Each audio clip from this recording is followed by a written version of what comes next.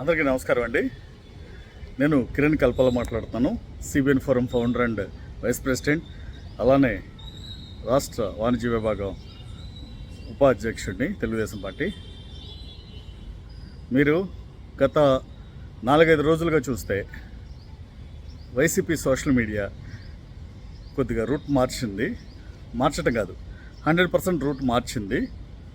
ఎందుకంటే ప్రతిసారి వాళ్ళు తీసుకునే ఫేక్ వార్తలు, ఫేక్ న్యూస్, అలాగే ఈ పేటీఎం బ్యాచ్కి కొత్త కంటెంట్ ఇవ్వడం కోసం వీళ్ళు వైసీపీ ముఖ్య నేతలు, అంటే గతంలో ఈ స్క్రిప్ట్లు రాసి పంపించిన వాళ్ళందరూ ఇప్పుడు కొత్త టార్గెట్ చేస్తున్నారండి. తెలుగుదేశం పార్టీ, జనసేన, బీజేపీ ఎమ్మెల్యేలకి. నేను ఈ కూటమి ఎమ్మెల్యేలకి, మంత్రులకి, అలానే పార్లమెంట్ సభ్యులకి, అలానే కూటమి ముఖ్య నేతలకి ఒక చిన్న విన్నపం చేస్తున్నానండి. మీరందరూ దీని మీద దృష్టి పెట్టాల్సిన ఆవశ్యకత ఎంతైనా ఉంది.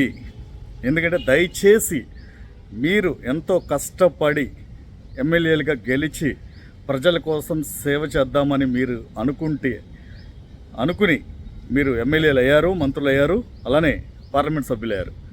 ఇప్పుడు మన ముందున్న సవాల్ ఏంటంటే, మీరు అంతవరకు బాగానే ఉంది, దయచేసి నేను చెప్పింది కొద్దిగా వినండి. ఎందుకంటే ఇక్కడ మన ముందున్న ప్రత్యర్థి జగన్ రెడ్డి ఒక ఫేక్ బతుకు, అలానే తను ఒక రాక్షసుడు. ఇప్పుడు మీ మీద విషం చిమ్మటానికి కొన్ని అస్త్రాలను ప్రయోగించదలుచుకున్నాడు. నా దగ్గర కొద్ది ఇన్ఫర్మేషన్ ఉంది.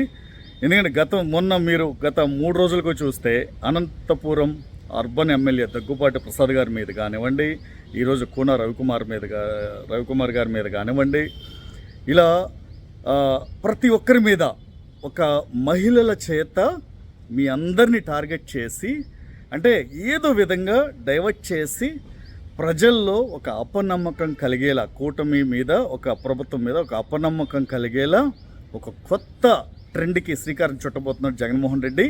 ఇదంతా జగన్మోహన్ రెడ్డి పేటీఎం బ్యాచ్, జగన్మోహన్ రెడ్డి ముఖ్య నేతల కన్సర్న్లోనూ జరుగుతుంది.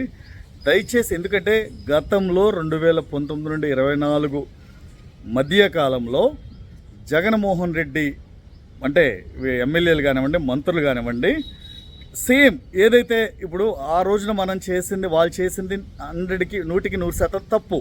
అంబటి రాంబాబు కానీ, లేదా అవంతి శ్రీనివాస్ కానీ, వీళ్ళందరూ ఇప్పుడు ఏదైతే వాళ్ళ పరపతి పోయిందో, వైసీపీ పార్టీ పరపతి పోయిందో, ఎందుకంటే గతంలో ఇప్పుడు కూటమి ప్రభుత్వం రావడానికి కూడా ఈ ఆరోపణలు కూడా ప్రధాన కారణం.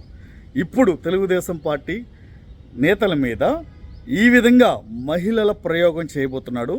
దయచేసి మీరు అందరూ, అంటే మనకి సమస్యల కోసం మాట్లాడే మహిళల మీద కానీ, ఫోన్తో మాట్లాడేటప్పుడు కానీ, ఎందుకంటే ఇప్పుడు ఆర్టిఫిషియల్ ఇంటెలిజెన్స్ టెక్నాలజీ వచ్చిన తర్వాత మనం సమస్య మీద మాట్లాడినా వాళ్ళు రాంగ్ రూట్లో దాన్ని ఆ ఒరిజినల్ వాయిస్ తీసేసి వీళ్ళకి కావాల్సిన వాయిస్ ఇచ్చి మరీ మనల్ని నెగిటివ్ ప్రచారం చేస్తున్నారు.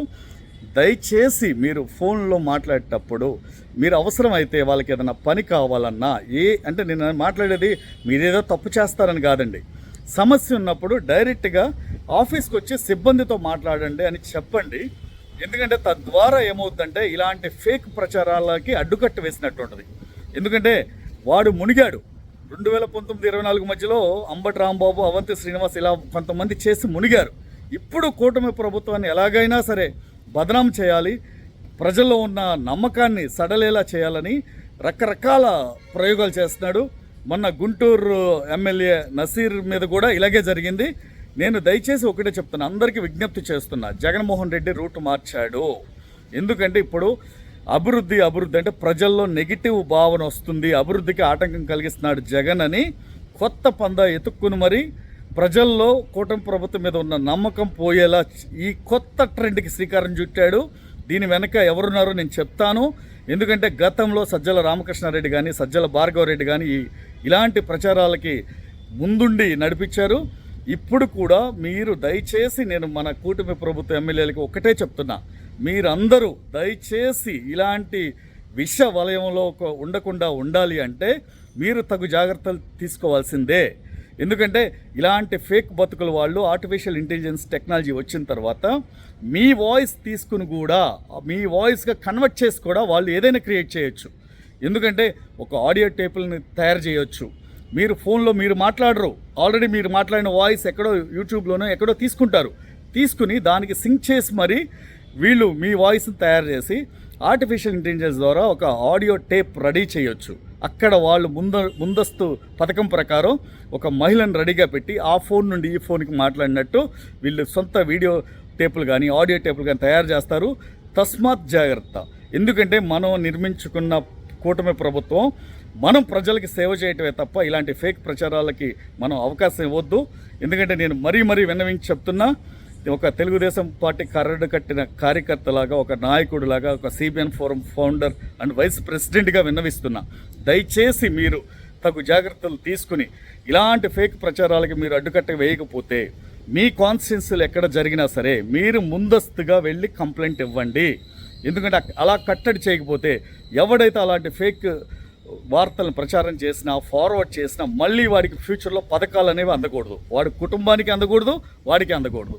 ఆ విధంగా ఒక చట్టం తీసుకొచ్చి AP social media technology disaster APSMTD ఒక చట్టం తీసుకొస్తే ఇలాంటి వాటిని అడ్డుకట్ట వేయాల్సిన అవసరం ఉంది. లోకేష్ గారు, చంద్రబాబు నాయుడు గారు, పవన్ కళ్యాణ్ గారు కూడా దీని మీద ఆలోచించాలి. ఎందుకంటే వీళ్ళ బతుకులే ఒక ఫేక్ బతుకులు. అలాంటి వాళ్ళ నుండి మనం రక్షించుకోవాలంటే మనం తగు జాగ్రత్తలు తీసుకోవాలని విన్నవిస్తున్నాం. Thank you.